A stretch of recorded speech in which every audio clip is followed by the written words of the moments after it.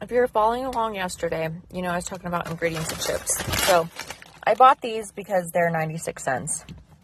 And my son loves chips. He loves Takis. But here's the thing. So these are veggie chips, right? So they're supposed to be like healthier for you. Look at this. 11 chips, 140 calories. 15 grams. So they're supposed to have veggies in them, but if you look, like, the veggies are like spinach powder, beet powder, carrot powder, which that's all great, but at the top you can see all the other ingredients that aren't really needed. Like, they should be able to still make these without the canola oil, without the sunflower oil. The yeast extract not needed. The maltodextrin not needed. The fructose not needed. I mean, the spices, I get it, but like the citric acid. So being that we're living in our car, I know that we're not getting our vegetables in. Like, usually my son loves broccoli. So usually we're like broccoli, carrots, cabbage, cauliflower sometimes, peas, green beans, corn.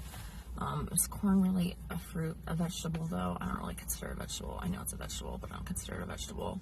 Tomatoes, but that's a fruit, so I don't consider that. But always broccoli. Like, broccoli is our go-to. My son loves broccoli. I love broccoli. Neither one of us get sick of it. It's affordable. It's easy to make. It's easy to steam. Tastes good with everything. So reliable. I like beans. I like peas. My son goes back and forth on those. Just easy. Broccoli's easy.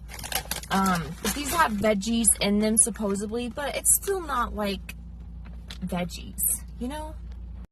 But yes, I'd rather buy this bag of chips with veggies powder in them, because it's like beet powder. People drink beet powder, right? I would drink beet powder if I would probably buy all the fucking supplements in the supplement store if I had the money to. I would probably try all the vitamins and do all of that.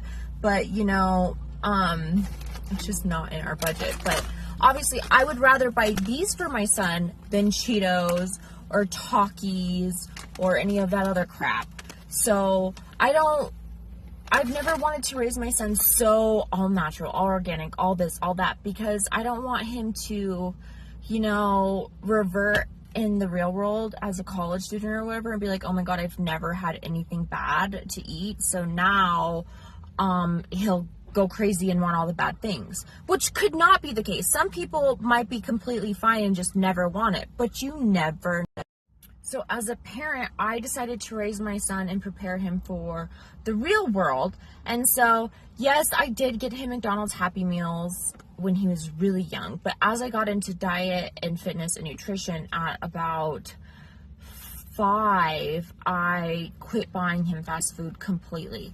Now, does he still... My parents would buy him fast food, and that would really upset me. And that is when one of the reasons I originally quit talking to them for several years, which was the smartest idea ever. And I really regret talking to them again. But anybody who knows, if you have issues with your family, you know, you always want what's best for them, and you still, like, you know, it's natural as a child, as an adult child even, to, you know, want to have a stable, loving, caring family. It's really hot in my car, especially because there's so much stuff in here, so it makes it even that much hotter in here. As a parent, it's normal to want that. Like, I always wanted to have healthy relationships with my sisters, but then at a certain age, you just realize, like, especially after a lot of the reading I've done and a lot of, like, the self-therapy I've done and a lot of the education I've done, I've learned that, like, at some point, you just have to draw the line and be like, okay, enough is enough. They're not going to take accountability and do their self-work. I can't do it for them. You can lead a horse to water, but you cannot force it to drink. And so you just have to just, you know, eventually pull the cord, which I've done, and you know what, it's always been the best decision, and I've done it numerous times. But when you finally get to do it for good, even if that means you're sleeping in your vehicle, it's the right choice, especially if it brings you more peace of mind and it brings you more clarity. So just saying, like, it's totally normal when you want to give somebody another chance and another chance, especially when it's like siblings or relatives. But at the same time, you have to have enough self-confidence and enough self-worth and enough self-love and respect to realize, like, you can't help other people if they're not willing to do the work and help themselves. And if they're committed to their bullshit or their belief systems or their whatever, because there's plenty of people who are so stuck in their belief systems that they would take my work as a content creator on these subscription sites which promote pornography and nudity as a sin or as bad. There are some people who are so committed to believing that's what they're going to believe. I know that's not the truth. I know it's natural in human nature to watch other people do it and to be comfortable with yourself and just to do. And to shame that is to shame your very own DNA, your own humanity. That is to shame yourself as a mammal, which is insane. The animals watch each other do it. So it's normal for humans to want to get online and watch other people do it. That's normal. That's healthy. That's okay. And to shame that is to shame somebody's sexual desires and their own humanity, which if you go back to times way back before the Bible, like back, you know, all of this rules and regulations and religion were created to help control people because, you know, not all humans have emotional control or have morals and boundaries. So it's important to have those. But we're living in the year 2025, okay? So things are not the same and people should be educated. There's no reason for poverty across the world. There's enough money throughout the entire world that there's no reason for anybody, especially in America, to live in poverty. We have enough money that people should not be living in poverty. People should not be living in poverty. I'm living in poverty. We should not be living in poverty. People should not be homeless on the street. It's a different decision if you're a drug addict and you're choosing to be a drug addict and you're choosing to not get help. But if it's somebody who's uneducated and they were raised by drug addicts and then they became a drug addict and they were never taught any other way and it's in their genetic coding to be a drug addict, then that individual needs help and they deserve the income and the resources to get what they need. What they don't deserve is to be labeled as something that they never really probably chose for themselves to begin with. That is a huge awakening that everybody needs to come to realize. There's a huge difference. If we don't fix the system and we continue to let it be corrupt and we continue to let politicians be corrupt and we continue to let people cheat, then what happens is that things just stay corrupt and problems don't get resolved. And then those in power and in controlling positions continue to control and uneven the scales. It's about balancing the scales. Everybody should have free opportunity to be rich or wealthy or famous or healthy or whatever it is. This is America. The American dream is to come to America, to be free, to pursue your dreams, to have wealth, to have health, and to do as you please. And in order to be able to make that a reality and a real life thing, then we need to honor that. We need to honor those opportunities and not control and cage human beings who do not want to be controlled and caged.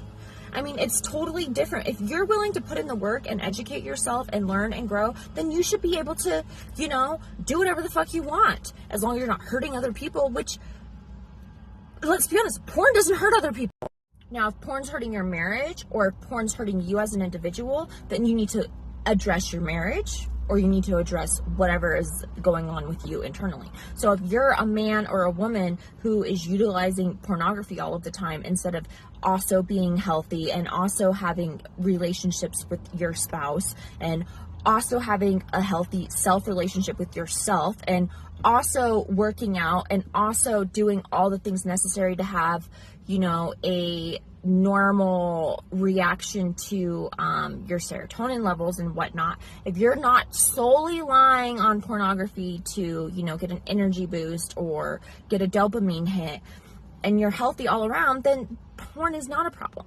But if you are an uneducated human being and you have no self-control, emotional control, or sexual control, then I could understand where that would be a problem. But to say that that's actually the problem when it's an individualized thing is insane.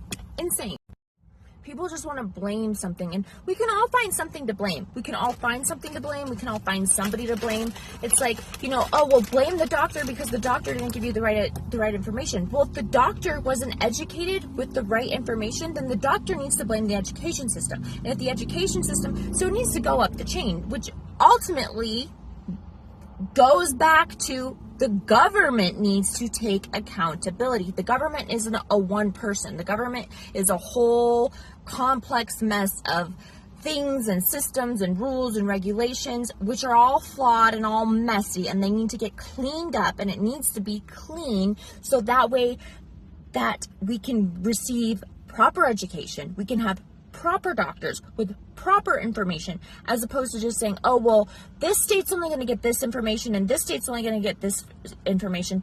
That's what the fucking great American experiment was all about. But you know what? We done with that shit.